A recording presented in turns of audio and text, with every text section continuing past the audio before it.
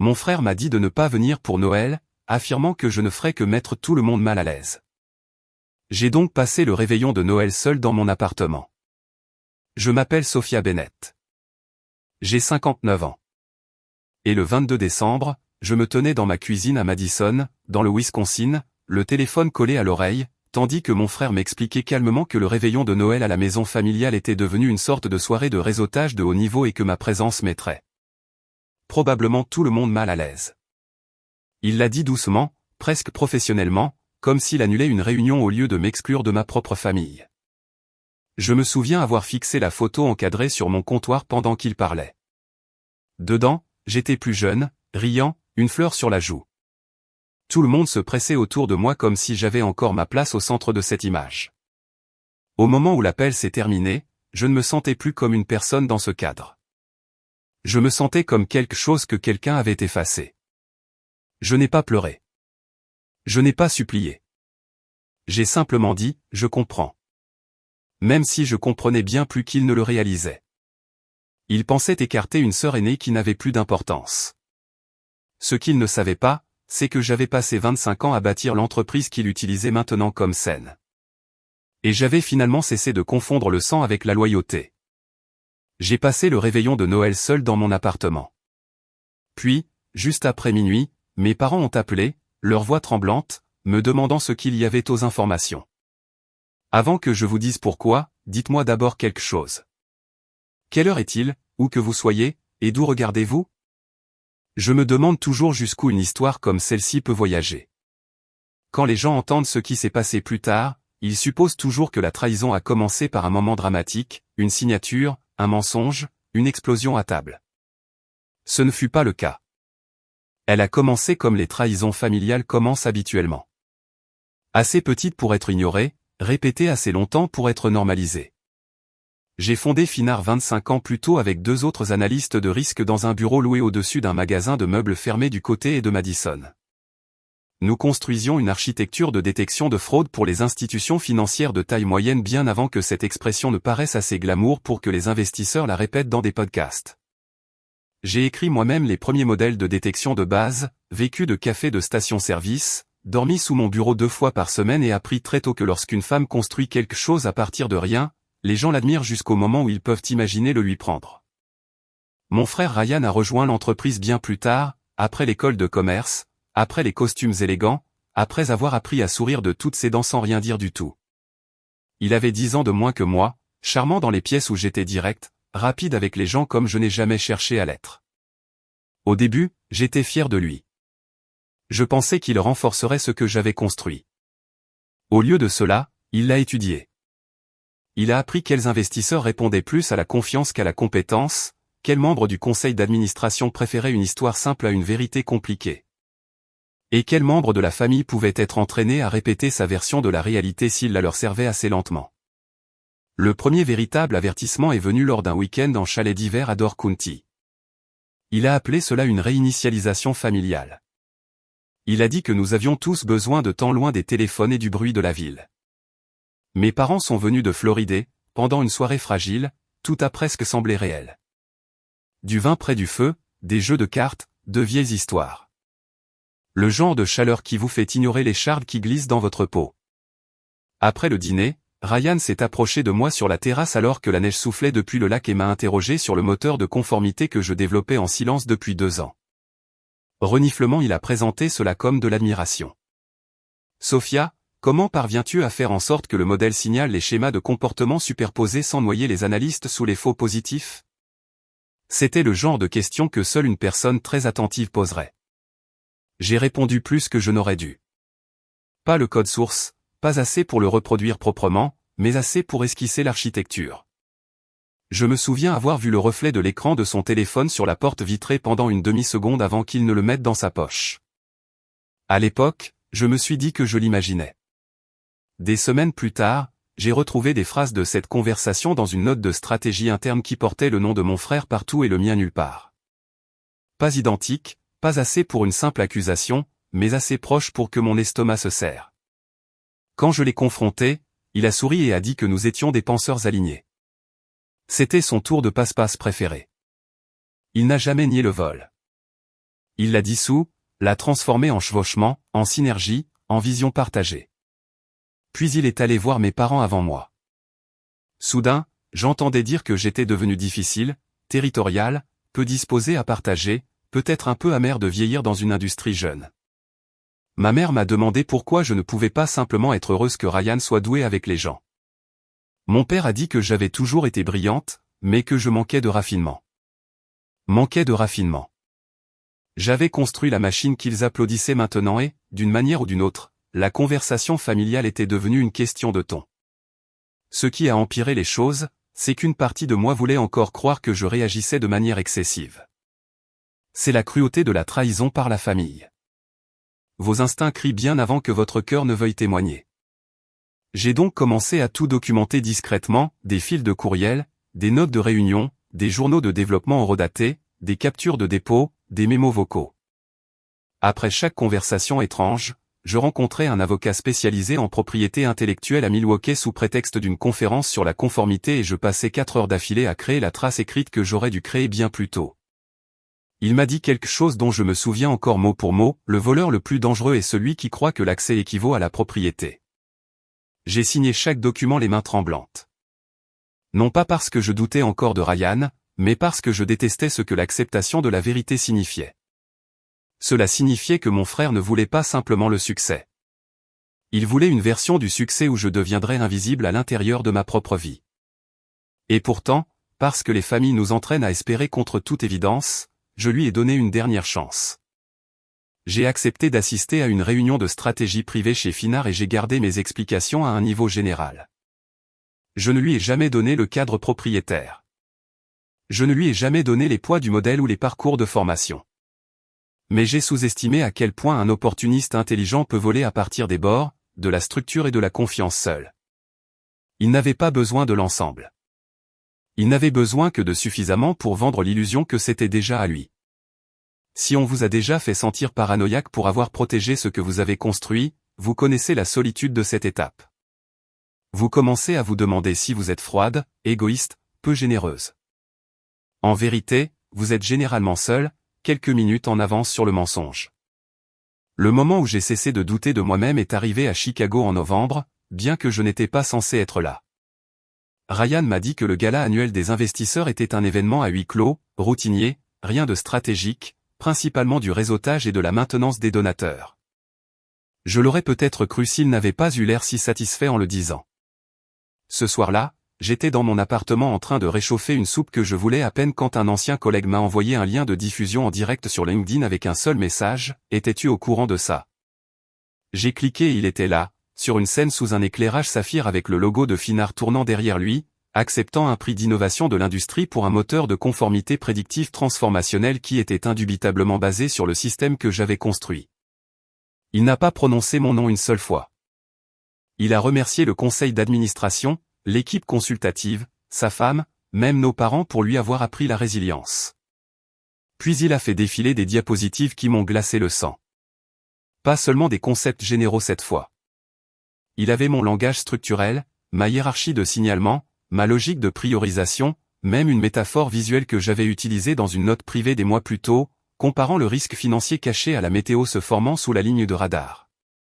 Je suis resté figé sur mon canapé pendant que les commentaires inondaient la diffusion en direct, visionnaire, brillant, l'avenir de la conformité.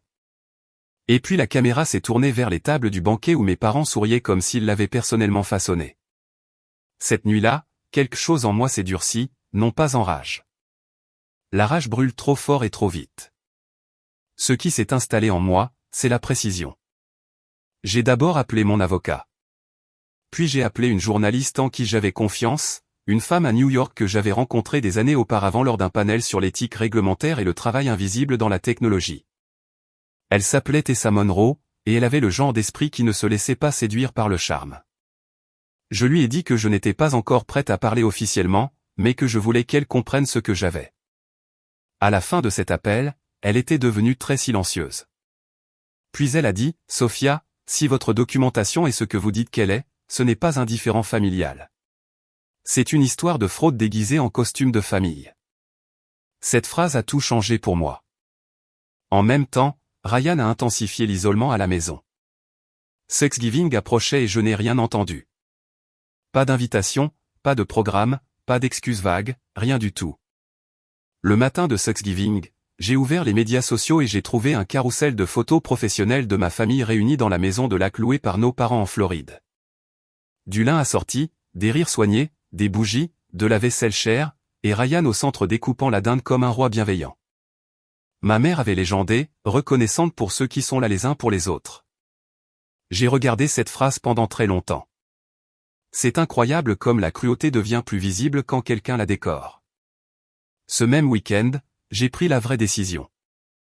Je n'allais pas seulement exposer ce que Ryan avait fait, j'allais retirer le sol sous la version de la réalité sur laquelle il se tenait. J'ai appelé 2 ingénieurs principaux qui avaient discrètement quitté Finart au cours des 3 dernières années après s'être plaint officieusement que la direction continuait d'enterrer les personnes qui faisaient le travail réel. L'un était à Minneapolis, l'autre à Denver. Tous 2 avaient vu Ryan s'élever en présentant le travail des autres comme une stratégie bien rodée. Tous 2 ont dit oui avant que j'aie fini mon offre. En 2 semaines, nous avions le squelette d'une nouvelle entreprise, Ledger North. Pas accent grave-l'œil, pas élégante, juste honnête. Nous l'avons conçu autour du moteur que Ryan avait essayé de faire passer pour sa percée, sauf que cette fois, il serait commercialisé sous le nom de la personne qui l'avait réellement construit.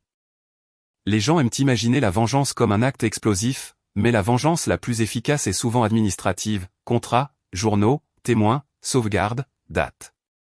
Si la colère est le tonnerre, la documentation est le climat. Début décembre, Tessa avait vu suffisamment de preuves pour commencer à monter son article sous embargo. Mon avocat avait des lettres prêtes pour le conseil d'administration, pour les investisseurs, pour le conseil juridique externe de Finart. J'avais obtenu une validation indépendante de ma chronologie de développement originale de la part de 2 spécialistes universitaires et de 3 environnements de test archivés. Il ne resterait aucune défense basée sur un malentendu quand cela éclaterait. Puis Ryan a appelé 3 jours avant Noël et m'a dit de ne pas venir. Il a dit que la maison serait pleine de clients, de contacts du conseil d'administration, de personnes qui pourraient se sentir mal à l'aise compte tenu de ma récente tension avec lui. Tension récente ? Comme si j'étais le problème social dans une pièce pleine de vols. J'ai écouté jusqu'à ce qu'il ait fini, puis j'ai posé une question, est-ce que maman sait que tu me dis ça ?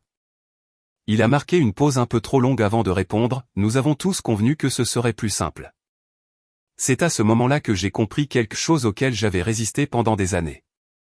Ryan avait peut-être commencé la trahison, mais mes parents avaient choisi le confort de sa version. Parfois, la blessure la plus profonde n'est pas qu'une personne vous fasse du mal. C'est que tout le monde trouve plus commode de qualifier le mal de compliqué. Après cet appel, j'ai envoyé un message de 2 mots à Tessa, feu vert. J'ai autorisé mon avocat à livrer les dossiers des investisseurs à 23h50 la veille de Noël. J'ai programmé le lancement discret de Ledger North pour minuit 1. Et puis j'ai préparé un dîner pour une personne, je me suis assise dans mon appartement avec un verre de vin rouge que j'ai à peine goûté et j'ai attendu que minuit dise la vérité. Le réveillon de Noël était presque insupportablement ordinaire jusqu'à ce qu'il ne le soit plus. C'est ce dont je me souviens le plus, le lave-vaisselle qui bourdonnait, la neige qui s'accumulait sur la balustrade du balcon, une seule bougie brûlant à côté de l'évier parce que je ne supportais pas l'aspect vide de l'appartement sans un petit acte de défi contre l'obscurité. Vers 21h30, j'ai failli tout annuler. Non pas parce que Ryan méritait la pitié, mais parce que j'ai soudainement imaginé trop clairement l'onde de choc. Mes parents se réveillant avec les gros titres. Les employés de Finart qui n'avaient rien à voir avec ça perdant leur sécurité. Ma nièce entendant les adultes chuchoter. Quand la justice arrive, elle ne frappe jamais seulement à la porte du coupable. Puis mon téléphone a vibré avec un message d'un analyste junior encore chez Finart, quelqu'un que j'avais encadré des années plus tôt.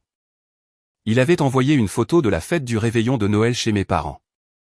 Ryan se tenait devant un écran de projection, donnant ce qui ressemblait à une autre mini-présentation pour investisseurs entre 2 cocktails. Et derrière lui, en lettres bleues géantes, il y avait les mots « L'avenir de la confiance financière ». Ryan Bennett. Mon moteur, mes années, mon travail, son nom. Quelque chose en moi est devenu très calme après cela. J'ai répondu par texto « Merci ». Supprime ce message. Puis j'ai fermé les yeux, j'ai respiré une fois et j'ai laissé l'horloge continuer de tourner. À 23h57, Tessa m'a envoyé un texto pour me dire que l'article était chargé et programmé. À 23h58, mon avocat a confirmé que le dossier du conseil d'administration avait été livré numériquement et physiquement. À 23h59, le site web de Ledger North a été mis en ligne en mode furtif. Je me tenais près de la fenêtre, regardant la neige tomber entre les bâtiments et je pensais au premier hiver où j'avais construit Finard à partir d'une table pliante et d'un serveur emprunté. Je pensais à chaque pièce où on m'avait dit de sourire plus, de simplifier plus, de prendre du recul plus, de faire plus confiance. Je pensais à chaque fois que j'avais accepté d'être diminué pour maintenir la paix. Minuit est arrivé tranquillement. Puis mon téléphone a explosé. D'abord, une série de notifications par courriel, puis des messages textes, puis des appels manqués s'empilant si vite que l'écran est devenu flou. L'article de Tessa est paru exactement à minuit. Le titre était brutal de la manière la plus nette possible, un dirigeant de Finard accusé d'avoir présenté le moteur de risque propriétaire de sa sœur comme une innovation de l'entreprise. L'article contenait des preuves chronologiques, des documents internes, des supports pour les investisseurs, une validation d'experts et une déclaration de mon conseil confirmant une action formelle. Cela ne se lisait pas comme un potin. Cela se lisait comme la gravité. Une minute plus tard, la déclaration de lancement de Ledger North a été publiée publiquement avec mon nom en tant que fondatrice et architecte principal. À minuit 4, la première déclaration d'investisseur est tombée. À minuit 6, Ryan a appelé. Je l'ai laissé sonner 2 fois avant de répondre. La première chose que j'ai entendue, c'est du bruit, des voix, du verre, des pas, le son indubitable d'une pièce qui s'effondre socialement en temps réel. Puis Ryan, essoufflé et furieux, « Qu'est-ce que tu as fait ?» Je me souviens avoir regardé mon reflet dans la fenêtre noire en répondant, « J'ai dit la vérité. » Il s'est mis à crier immédiatement, diffamation, malveillance, famille, timing, Noël. Il n'arrêtait pas de s'accrocher à tous les mots moraux disponibles parce que les faits n'étaient plus de son côté. Puis j'ai entendu mon père en arrière-plan demander ce qui se passait et ma mère dire mon nom comme s'il venait de devenir dangereux dans sa bouche. À minuit 11, mon père m'a appelé de son propre téléphone. J'ai répondu parce que je voulais entendre qui il était quand Ryan ne narrait plus le monde pour lui. Sa voix tremblait. « Sophia, a-t-il dit, qu'est-ce qu'il y a aux informations ?» Il y avait toute une vie dans cette question. Pas qu'est-ce qui s'est passé? Pas est-ce que Ryan a fait ça? Pas est-ce que tu vas bien? Juste la confusion stupéfaite de personnes qui ont confondu le confort avec la vérité pendant si longtemps qu'elles ne peuvent pas reconnaître la réalité quand elles entrent finalement sans y être invitées. Je lui ai dit de lire l'article en entier avant de me dire un autre mot. Ma mère a pris la ligne ensuite, déjà en larmes, me demandant pourquoi je ferais ça ce soir, entre tous les soirs. J'ai dit, parce que Ryan pensait que ce soir le protégerait. Puis j'ai raccroché. D'autres appels sont arrivés, des investisseurs, d'anciens collègues, des journalistes, 2 membres du conseil d'administration, une femme de la conformité qui a simplement envoyé un texto, je le savais. Et sous tout cela, il y avait une douleur étrange que je n'avais pas prévue, pas du regret, quelque chose de plus difficile à catégoriser. Du chagrin, peut-être, pour la mort finale de l'illusion que ma famille se corrigerait un jour sans y être forcée. Les histoires de vengeance sont satisfaisantes lorsqu'elles sont racontées en une phrase. Dans la vraie vie, la victoire arrive en portant un corps. À 1h du matin, la déclaration d'urgence de Finard avait été publiée. À 1h20, Ryan avait supprimé ses médias sociaux. À 2h, le conseil d'administration l'avait suspendu en attendant une enquête. Je me suis assise sur mon canapé dans le noir, mes chaussures encore aux pieds, et j'ai réalisé que personne ne m'avait posé la question qui comptait vraiment. Combien de fois avais-je essayé de résoudre cela discrètement avant de mettre le feu au mensonge? Les 72 heures suivantes ont été pires pour Ryan que tout ce que j'aurais pu inventer. Parce que l'humiliation publique est une chose, les conséquences institutionnelles en sont une autre. Reniflement, le conseil d'administration de Finard a agi avec la rapidité de personnes qui comprennent soudainement que leur propre nom pourrait être attaché à l'épave. L'après-midi de Noël, Ryan a été mis en congé administratif immédiat. Le lendemain matin, le plus grand partenariat potentiel de l'entreprise a gelé les négociations. Dans la semaine, 2 groupes d'investisseurs ont menacé d'intenter une action en justice pour fausse déclaration lors des conversations de collecte de fonds. Chaque petit raccourci confiant que Ryan avait pris pour transformer mon travail en son récit est devenu une piste de miettes de pain menant directement à son propre effondrement. Il a d'abord essayé les excuses, à la manière moderne, soigneusement rédigées, vagues, sans âme, une déclaration sur LinkedIn sur les pannes de communication, les environnements de développement partagés et un profond regret pour la façon dont certaines contributions auraient pu être perçues. Elle a duré 38 minutes avant que les réactions négatives ne la forcent à être retirée. Puis est venue la deuxième version, écrite par quelqu'un d'assez intelligent pour savoir qu'il n'avait plus de marge de manœuvre pour le flou. Il a admis qu'il avait présenté un travail dérivé de mon architecture. Il a admis qu'il m'avait exclu des conversations stratégiques. Il a même admis que des dynamiques familiales personnelles avaient façonné des décisions professionnelles. Ce qu'il ne voulait toujours pas dire, c'était la vérité centrale, qu'il avait compté sur mon silence parce que j'étais de la famille et parce que les femmes sont si souvent entraînées à confondre la discrétion avec la dignité. La partie qui a le plus satisfait les gens était celle avec laquelle j'avais le moins à voir. Une fois l'histoire sortie, d'autres ont commencé à parler. Un ancien chef de produit a décrit l'habitude de Ryan d'emprunter des cadres en réunion et de les recadrer comme une synthèse de la direction.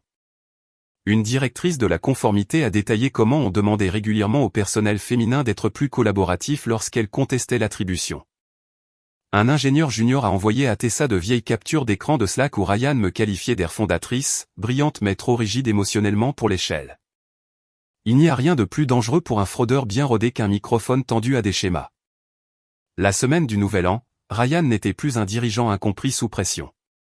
Il devenait ce qu'il avait toujours le plus craint, un exemple édifiant. Sa vie personnelle s'est effondrée presque aussi vite. Sa femme, Elise, a quitté leur appartement à Chicago avec leur fils après que des avocats ont commencé à appeler la maison. Elle m'a plus tard envoyé un court message auquel je pense encore, « Je suis désolé d'avoir cru à la version de toi qu'on m'a donnée. » Mes parents, qui avaient passé des années à traiter l'ambition de Ryan comme une preuve du destin, se sont soudainement retrouvés non invités dans les cercles mêmes qu'ils avaient utilisés pour l'impressionner. Les amis qui louaient autrefois son dynamisme le qualifiaient maintenant d'imprudent. Les hommes dont mon père s'était vanté sur les terrains de golf ont cessé de répondre aux textos. Les photos de Noël de ma mère ont disparu de son compte. Cette partie n'aurait pas dû m'importer. Mais je mentirais si je disais que je n'ai rien ressenti en regardant l'architecture sociale qu'il prisait plus que l'honnêteté se fissurer sous le poids des faits réels. Et pourtant, l'histoire n'est pas devenue simple. Finard a annoncé des licenciements la deuxième semaine de janvier. Pas un effondrement total, mais assez pour transformer la célébration en cendres dans ma gorge. Ces reniflements n'étaient pas les personnes qui m'avaient volé. Beaucoup avaient fait du bon travail sous une mauvaise direction. J'ai passé 2 jours entiers au téléphone avec mes cofondateurs de Ledger North pour créer une voie d'embauche prioritaire pour le personnel déplacé de Finard en ingénierie, analyse réglementaire et infrastructure client. Nous ne pouvions pas sauver tout le monde. Cela me hantait, mais nous avons agi assez vite pour faire venir plus de 11 personnes en un mois, y compris une mère célibataire de Milwaukee qui m'a appelé en pleurant après avoir signé son offre parce qu'elle était sûre qu'elle allait perdre sa maison. C'est là que le véritable coup émotionnel est arrivé. Pas de Ryan, pas de mes parents, mais des spectateurs, les personnes se tenant dans les éclaboussures lorsque le navire s'est finalement brisé. J'avais su que la vérité blesserait plus que le menteur. Le savoir en théorie n'est pas la même chose que de lire des messages de personnes dont le loyer est soudainement devenu incertain. J'ai aidé là où je pouvais, des lettres, des présentations, des recommandations, des paiements directs de transition dans 2 cas via un fonds de secours discret que nous avons mis en place sans publicité. Certaines nuits, cependant, je restais éveillé à me demander s'il y avait eu une version de la justice qui aurait épargné plus de gens. Je ne pense pas qu'il y en ait eu. Mais l'incertitude fait partie du prix de la conscience. Quiconque vous dit que la vengeance est une sensation propre n'en a jamais eu une qui comptait. Ryan m'a rappelé 2 semaines après le Nouvel An. Pour la première fois de sa vie, il ne semblait pas stratégique. Il semblait dépouillé. Il avait démissionné à ce moment-là, avec effet immédiat, le conseil d'administration se préparant à engager des actions en recouvrement liées à la rémunération et à l'exposition à la fausse déclaration. Il m'a dit qu'il avait vendu l'appartement. M'a dit qu'Élise avait demandé la séparation. M'a dit que nos parents étaient dévastés. Puis il a prononcé la phrase que j'avais attendu des années d'entendre et que je n'ai trouvé aucune joie à entendre, « Je savais que tu resterais silencieuse parce que tu as toujours protégé la famille plus que moi. » Je n'ai pas répondu pendant plusieurs secondes. Finalement, j'ai dit, « Non, Ryan. » J'ai protégé l'illusion plus longtemps que je n'aurais dû. Il a pleuré après ça. De vraies larmes, pas une performance. J'ai écouté parce que je voulais savoir si le remords sonnait différemment de l'effondrement. C'était le cas. Le remords est moins intéressé à être réconforté. Il a dit qu'il avait passé toute sa vie d'adulte à sentir que la pièce changeait quand j'y entrais. Comme si ma compétence privait son ambition d'oxygène. Alors tu aurais dû construire ton propre air, ai-je dit, pas apprendre à respirer par mes poumons. En février, les poursuites judiciaires étaient réelles. Finard a conclu des règlements confidentiels avec plusieurs parties. Ryan faisait face à une exposition civile distincte. Son nom, autrefois introduit avec admiration, portait maintenant le silence particulier réservé aux personnes qui se sont rendues radioactives dans les cercles d'élite. Mes parents voulaient une réconciliation familiale immédiate. Bien sûr, le désastre donne toujours aux facilitateurs l'envie d'une cérémonie rapide. Ma mère a laissé des messages vocaux en pleurant sur le fait que rien de tout cela ne valait la peine de se perdre les uns les autres. Mon père m'a demandé si la victoire publique m'avait rendue heureuse. Je n'ai jamais répondu directement à cette question parce que le bonheur n'avait jamais été le but. Le but était que je ne mourrais pas en regardant quelqu'un d'autre porter ma vie comme un costume taillé pour lui. Le succès est arrivé plus vite que la guérison, ce qui est une autre vérité que les gens annoncent rarement. Ledger North a grandi parce que le moteur fonctionnait, parce que les clients répondaient à la précision, parce que la confiance a encore une valeur marchande lorsqu'elle est offerte avant que le langage marketing ne s'en empare. Au printemps, nous avions signé avec des groupes bancaires régionaux du Wisconsin, du Minnesota et de l'Illinois. L'été, nous étions en pourparlers avec un partenaire national d'infrastructures de crédit. Mon visage est apparu dans des magazines que je ne lisais jamais. Des panels m'ont invité à parler des femmes dans la fintech, de l'invisibilité des fondatrices, de l'éthique dans l'innovation à grande échelle. Et partout où j'allais, une version de la même confession me trouvait, une femme dans la conformité dont le manager masculin continuait de présenter son travail comme un raffinement d'équipe. Une architecte de données de 53 ans à qui on a dit qu'elle était brillante, mais plus assez en contact avec la clientèle pour diriger. Une fondatrice évincée de sa propre entreprise après avoir enseigné à son jeune co-dirigeant tout ce dont il avait besoin pour la remplacer. Mon histoire a cessé de n'appartenir qu'à moi. C'était à la fois un fardeau et un baume. Mais la vie privée avançait plus lentement. Ryan n'a pas rebondi. Il a déménagé à Milwaukee, a loué un appartement d'une chambre au-dessus d'un cabinet dentaire et a pris un poste d'opération de premier niveau dans une société de logiciels de logistique de taille moyenne où personne ne se souciait de qui était sa sœur. Il m'a envoyé un texto une fois après son premier jour, j'ai passé 8 heures à mettre à jour des tableaux de bord pour un homme de 28 ans. J'ai répondu, bien. Apprends quelque chose. C'est devenu la forme de notre contact pendant un certain temps, rare, honnête, sans performance. Il a commencé une thérapie 2 fois par semaine. Je ne le sais que parce qu'il me l'a dit lui-même maladroitement, comme une confession, sans attente. Il a dit que le thérapeute lui avait demandé pourquoi l'admiration comptait plus pour lui que l'intégrité. Il a dit qu'il n'avait pas de bonne réponse. Je l'ai cru. Mes parents étaient plus difficiles. La honte les rendait sentimentaux, et la sentimentalité n'est souvent que du déni dans de plus beaux habits. Ils voulaient des brunchs, de longues discussions, des vacances restaurées, des photos pour prouver la survie. J'ai refusé toute tendresse mise en scène. Je les ai rencontrés une fois en avril dans un restaurant tranquille à Madison et j'ai dit ce qui aurait dû être évident des années plus tôt, la raison pour laquelle cela vous semble tragique maintenant, c'est parce que l'humiliation est visible. Le mal était visible pour moi tout le temps. Mon père a regardé ses mains pendant la majeure partie de cette conversation. Ma mère a pleuré à mi-parcours et a demandé si je pouvais au moins admettre qu'ils avaient été manipulés, eux aussi. C'est à ce moment-là que j'ai finalement dit quelque chose que j'avais ravalé pendant une décennie, être facile à manipuler n'est pas la même chose qu'être innocent quand la manipulation vous profite. Elle ne savait pas quoi faire de cette phrase. Lui non plus.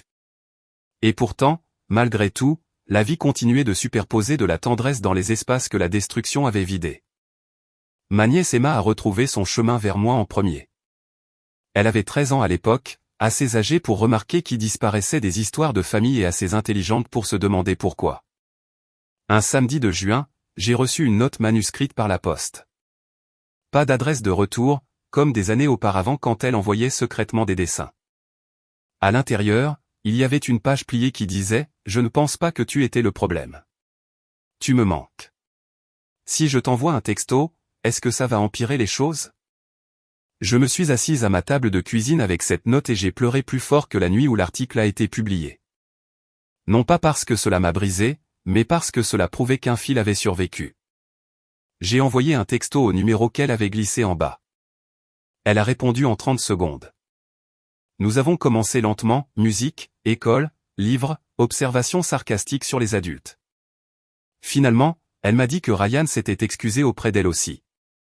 Pas pour le scandale lui-même au début, mais pour lui avoir appris, sans le vouloir, que l'amour dans notre famille était quelque chose que l'on gagnait en étant utile à la personne la plus bruyante de la pièce. Cette phrase est restée avec moi. Peut-être parce qu'elle nommait aussi mon enfance. À la fin de l'été, Emma passait un samedi par mois avec moi à Madison. Nous faisions de la pâtisserie, nous nous promenions au marché des fermiers, nous nous disputions sur des films et nous évitions soigneusement de transformer chaque visite en une leçon de morale. Parfois, la réparation ne commence que lorsque vous cessez d'utiliser les gens comme témoins de votre douleur. Elle m'a un jour regardé par-dessus son café et a demandé « Est-ce que tu le détestes ?» en parlant de Ryan. J'ai réfléchi longtemps avant de répondre. Non, ai-je dit, je déteste ce qu'il a pratiqué jusqu'à ce que cela devienne son réflexe. Reniflement, elle a hoché la tête comme si cela avait un sens immédiat. Professionnellement, j'ai essayé de convertir ce qui m'était arrivé en structure, pas en mythe. Chez Ledger North, chaque contribution majeure était consignée de manière visible. Les protocoles d'attribution ont été formalisés. Les comités de promotion exigeaient des preuves documentées, et pas seulement un récit de la direction. Le mentorat pour les femmes de plus de 40 ans n'était pas une initiative secondaire. Il était intégré dans les attentes en matière de leadership. Je n'étais pas intéressé à devenir une autre femme célébrée pour avoir survécu à une machine qu'elle laisse ensuite inchangée pour les autres. Si l'histoire avait un sens, elle devait devenir une politique quelque part. Pourtant, il y avait des nuits où la solitude revenait sans prévenir. Plus la solitude de l'exclusion, mais la solitude de devenir la personne qui a dit la vérité et qui a ensuite dû vivre comme l'incarnation de celle-ci. Les gens ont commencé à me traiter de courageuse comme si le courage était une esthétique au lieu d'une blessure qui s'est correctement calcifiée. Ces nuits-là, je regardais la vieille photo d'il y a des années, tout le monde le visage strié de fleurs et souriant autour de mon îlot de cuisine, et je me laissais pleurer, non pas parce que je voulais retrouver cette famille exacte, mais parce que j'avais travaillé si dur pour mériter quelque chose pour lequel personne ne devrait avoir à auditionner, l'amour, la reconnaissance, une place, un foyer. Le temps ne guérit pas tout. Ce qu'il fait, si vous avez de la chance, c'est de séparer votre valeur des mains qui l'ont mal mesurée. Le Noël suivant est arrivé avec moins de drame et plus de vérité, ce qui s'est avéré plus difficile à certains égards et plus doux à d'autres. Je ne suis pas allé chez mes parents le soir de Noël. Personne ne me l'a demandé. C'était un progrès. Au lieu de cela, j'ai organisé un dîner dans mon appartement à Madison pour un petit groupe choisi, 2 des premiers employés de Ledger North, un ancien analyste de finard qui s'était magnifiquement reconstruit après les licenciements, Emma, et plus tard dans la soirée. Après de longues discussions et sans cérémonie, Ryan. Non pas parce que tout était réparé, non pas parce qu'il avait mérité la restauration en un an, simplement parce que certaines conséquences sont mieux servies non pas par l'exil, mais par la proximité de la vie que vous avez endommagée et que vous ne contrôlez plus. Il est arrivé avec une tarte d'une boulangerie du coin et la posture prudente d'un homme qui avait enfin appris que l'entrée est un privilège, pas un droit de naissance. Il paraissait plus âgé, pas ruiné, juste usé par le temps, moins lisse autour des yeux. Il a d'abord serré Emma dans ses bras, puis s'est tenu maladroitement à ma porte jusqu'à ce que je m'écarte. Entre, ai-je dit. Aucune musique ne s'est élevée. Aucun miracle ne s'est produit. Il a aidé à mettre la table. Il a demandé où je gardais les cuillères de service. Il a écouté plus qu'il n'a parlé. À un moment donné, il a ri de quelque chose qu'Emma a dit, puis a immédiatement semblé coupable de rire trop facilement. Je comprenais ce sentiment mieux qu'il ne le savait. Quand une famille a été correctement brisée, même la joie entre prudemment dans la pièce. Après le dîner, pendant que les autres débarrassaient les assiettes, Ryan et moi nous sommes retrouvés seuls près de la fenêtre du balcon pour la première fois depuis des mois. La neige tombait à nouveau, presque exactement comme l'année précédente. Il m'a demandé si j'avais jamais souhaité avoir géré cela en privé. Une dernière tentative pour comprendre le désastre de l'intérieur. Je lui ai dit la vérité, j'aurais aimé que tu me donnes une solution privée quand j'en ai supplié une. Il a hoché la tête une fois, les yeux sur la vitre. Puis il a dit, je commence à comprendre que je n'ai pas seulement volé du travail. J'ai volé le contexte. J'ai fait croire à tout le monde que ta valeur était optionnelle. C'était la phrase la plus honnête qu'il m'ait jamais dite. Plus honnête à certains égards que je suis désolé. J'ai répondu, oui, et se reconstruire après ça prend plus de temps que la disgrâce publique. Il a dit, je sais. Pour une fois, j'ai pensé qu'il le pensait peut-être vraiment. Mes parents sont venus le jour de Noël pour un café seulement, 1 heure, pas de photos, pas de discussion pour mettre le passé derrière nous. Ma mère a apporté un poinsettia maladroit, et mon père n'a rien apporté, ce qui semblait presque plus approprié. Ils se sont assis sur mon canapé comme des visiteurs dans une maison qu'ils avaient autrefois supposé être toujours là leur émotionnellement. Nous avons parlé de l'école d'Emma, de la météo en Floride, de l'expansion de Ledger North. Puis mon père a fait quelque chose que je n'aurais jamais attendu. Il a regardé Ryan, puis moi, et a dit, j'ai confondu le charisme avec le caractère. Il ne l'a pas enjolivé. Il n'a pas demandé à être réconforté. Ce n'était pas assez pour effacer quoi que ce soit, mais c'était la première phrase d'adulte que j'entendais de lui depuis des années. Ma mère pleurait tranquillement à côté de lui mais n'a pas interrompu. Cette retenue de sa part était sa propre petite révolution. Quand ils sont partis, Emma est restée pour m'aider à nettoyer. Elle m'a demandé si c'était à ça que ressemblait le pardon. Je lui ai dit, le pardon n'est pas une porte. C'est un ensemble de limites qui cessent d'exiger du sang chaque fois que vous les touchez. Elle a réfléchi à cela en séchant les assiettes, puis a dit, alors peut-être que ce n'est pas encore chaleureux, mais ce n'est pas dangereux de la même manière. J'ai souri parce que les jeunes de 13 ans parlent parfois avec plus de précision que les adultes en thérapie. Exactement, ai-je dit. Je raconte cette histoire maintenant parce que trop de gens confondent encore la loyauté familiale avec l'effacement de soi. Ils pensent que si la personne qui vous fait du mal partage votre sang, votre silence devient noble. Ce n'est pas le cas. Il devient utile aux mauvaises personnes. La leçon que j'ai apprise trop tard n'est pas que vous devez détruire tous ceux qui vous trahissent. C'est que vous devez documenter la réalité avant que quelqu'un de plus bruyant ne la modifie. Protégez vos idées. Protégez votre nom. Protégez la version de vous-même qui sait ce qui s'est passé même quand tout le monde semble plus à l'aise avec l'histoire contrefaite. Et si la personne qui essaie de vous rabaisser est votre frère, votre parent, votre conjoint, votre patron, n'importe qui, souvenez-vous de ceci, l'amour qui exige votre invisibilité n'est pas de l'amour. C'est de l'appétit. Ryan a encore des années de travail devant lui.